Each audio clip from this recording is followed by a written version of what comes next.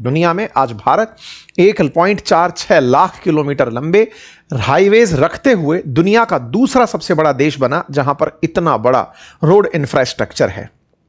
तेजी से बढ़ती हुई भारतीय अर्थव्यवस्था में जहां रोड अभी लगभग 4% जीडीपी में कंट्रीब्यूट करते हैं, लेकिन अर्थव्यवस्था में अगर चलते पहिए इन सड़कों पर चलकर गंतव्य स्थानों पर तेज गति से पहुंचने लगे तो यह तय है कि आने वाले समय में विकास को भी नई ऊंचाइयां मिलेंगी। एक्सप्रेसवे की कुछ तस्वीरें आपके सामने देख करके समझ में आता है कि यह बहुत ही फास्ट 120 किलोमीटर प्रति घंटे की रफ्तार से व्हीकल्स को जाने के लिए रास्ता मुहैया कराने का प्रयास इसके अंदर किया गया है। सड़कों के हालात और स्थितियों को देखकर आप अंदाजा लगा सकते हैं कि यह बहुत ही मजबूती से रोड जमीन से उठा करके बनाई गई है। रोड पर कोई भी और इधर से ट्रांजिट होकर ना आ जाए उसका खास ख्याल रखा गया है। एक्सप्रेस हाईवे पर यह भी तय किया गया है कि ये जो सीमेंटेड आप जो जगह देख रहे हैं, ये असल मायने में अगर कभी फाइटर जेट को उतरना हो तो उसके लिए विकसित की गई जगह हैं जिन्हें आप सड़कों पर देख रहे हैं। गंगा एक्सप्रेसवे मेरठ से शुरू होकर प्रयागराज तक जाएगा। हापुड़, बुलंदशहर, बदायूं, हरदोई, उन्नाव, रायबरेली, प्रतापगढ़ होते हुए प्रयागराज तक ये पहुंचेगा। यहां पर जो एयर स्ट्रिप भी बनाई गई है वो इस तरह की कि रात को भी अगर फाइटर जेट उतरे तो उन्हें वो रोड पर चमक के साथ जगह दिखाई देती रहे। अब उत्तर प्रदेश में 4 जगह एयर स्ट्रिप्स हो चुकी हैं, गंगा एक्सप्रेसवे पर, यमुना एक्सप्रेसवे पर, लखनऊ आगरा एक्सप्रेसवे पर और पूर्वांचल एक्सप्रेसवे पर। यह इसलिए क्योंकि युद्ध के समय पर दुश्मन द्वारा कई बार जो एयरबेस हैं उनको निशाना बना दिया जाता है, तो एयरबेसेस को बचाते हुए एक्सप्रेस हाईवेज पर लैंडिंग सुनिश्चित हो सके उसके लिए रोड पर ही, एक्सप्रेस हाईवेज पर ही फाइटर जेट्स के उतरने की व्यवस्था की जाती है। अब थोड़ा सा इतिहास बतिया लेते हैं। यमुना एक्सप्रेसवे गंगा एक्सप्रेसवे जो है, इसका थॉट सबसे पहले मायावती जी के दिमाग में आया था वर्ष 2007 में, और उनके द्वारा इसकी आधारशिला भी रख दी गई थी।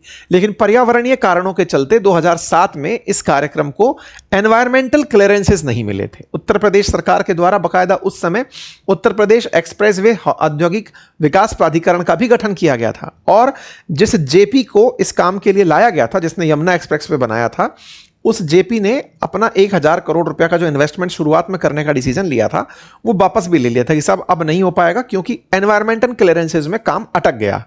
हाई कोर्ट के द्वारा इस काम को रोक दिया गया था। 2009 की ये खबर है, और जेपी ग्रुप के द्वारा यहां से जो अपना प्रोजेक्ट से पैसा निकालने की बात थी वो भी निकलकर बाहर आ गई थी।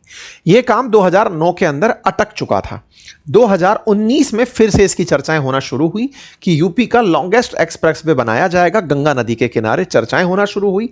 2021 के अंदर यूपी की कैबिनेट ने 36,000 करोड़ के अंदर गंगा एक्सप्रेसवे प्रोजेक्ट का फिर से प्रयास शुरू किया। इस बार बाकायदा क्लियरेंसेस, एनवायरमेंटल क्लियरेंसेस ले लिए गए। यह काम पूरी तरह करने के बाद 12 साल बाद फिर से इसको रीइग्नाइट किया गया। प्रधानमंत्री के द्वारा इस कार्यक्रम का उद्घाटन जो है फिर कर दिया गया। इसका मतलब उद्घाटन मतलब फाउंडेशन स्टोन गंगा एक्सप्रेसवे का 18 दिसंबर के दिन 2021 में रखा गया। 2021 से आज 2026 में आप हैं तो लगभग 5.5 साल जो है इस पूरे काम के अंदर निकल चुके हैं।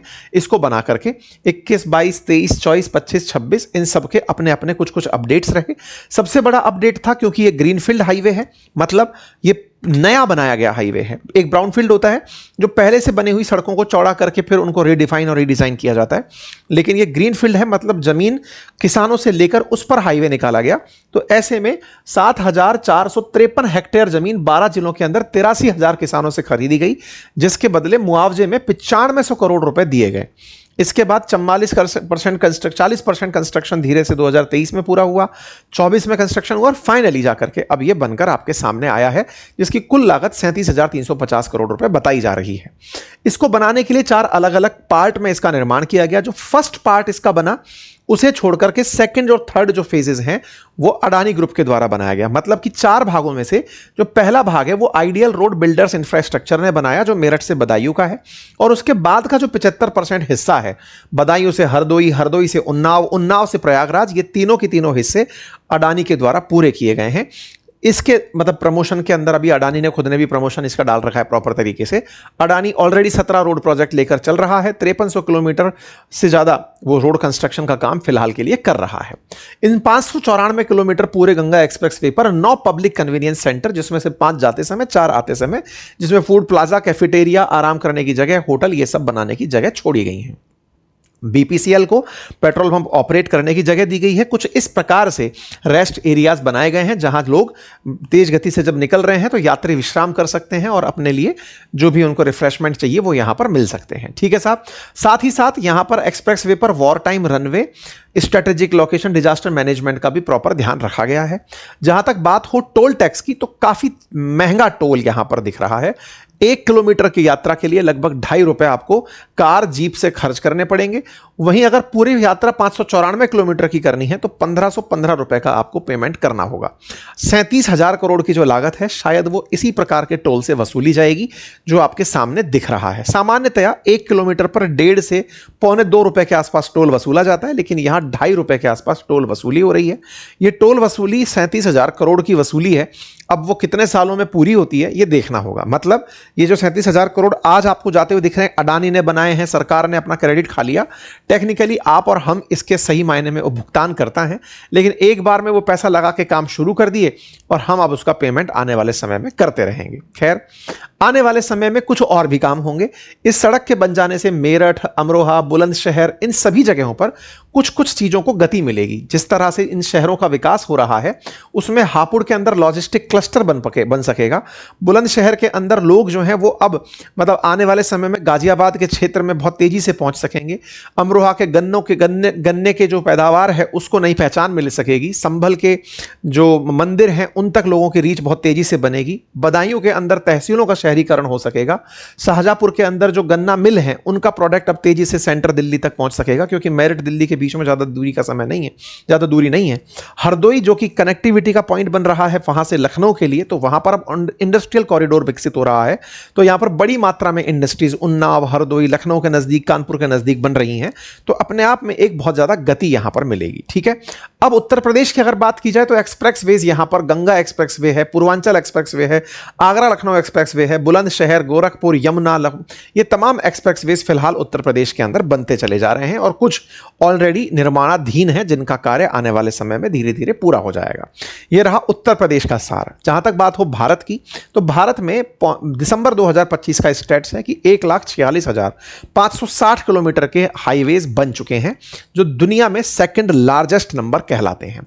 भारत के अंदर ये जो बन रहे हाईवेज हैं इनको बनाने के लिए पहले जो परियोजना चली थी वो भारतमाला परियोजना थी जो 2017 में शुरू हुई, 2022 में से पूर्ण कर दिया गया था। लक्ष्य रख करके माना गया था कि हम सड़कें और लॉजिस्टिक्स डेवलप करेंगे।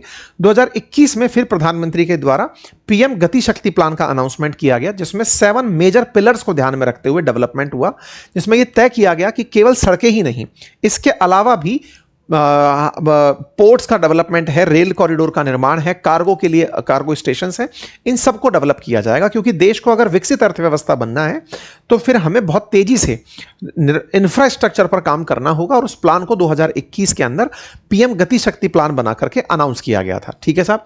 आज देश के अंदर अगर मेजर ऑपरेशनल एक्सप्रेसवेज हाईवेज की बात की जाए तो इनकी कुछ फहरिस्त लिस्ट में मैंने यहां लगाकर आपके सामने शो की है, जो आप देख सकते हैं। हालांकि इसको बार बार मैं शब्दों में बयान करके भी लिखा हुआ रिपीट ही करूंगा, तो इसलिए बस मैं आपको दिखा रहा हूं कि एक नंबर ऑफ लिस्ट तैयार हो चुकी है हमारे देश के अंदर एक्सप्रेस हाईवेज की। पीएम गति शक्ति के अंदर 7 मेजर चीजें ध्यान रखी गई थी। रोड, एयरपोर्ट, मास ट्रांसपोर्टेशन, लॉजिस्टिक इंफ्रास्ट्रक्चर, रेलवेज, इन सभी को ध्यान में रखते हुए इंफ्रास्ट्रक्चर का निर्माण किया गया था। ठीक है। तो उम्मीद करता हूं कि आपको आने वाले समय में देश की इस गति में हाईवेज का उपयोग करने को मिलेगा। आप भी अपने प्रोडक्ट्स को नियरेस्ट क्षेत्रों से लेकर के अपने मेन सेंट्रल हब्स, कैपिटल्स, राजधानी, इन सब तक लेकर पहुंच सकेंगे और देश की गति में योगदान देंगे। फिलहाल के लिए इतना ही। अपना ख्याल रखें। चैनल पर नए हैं तो सब्सक्राइब कर लें।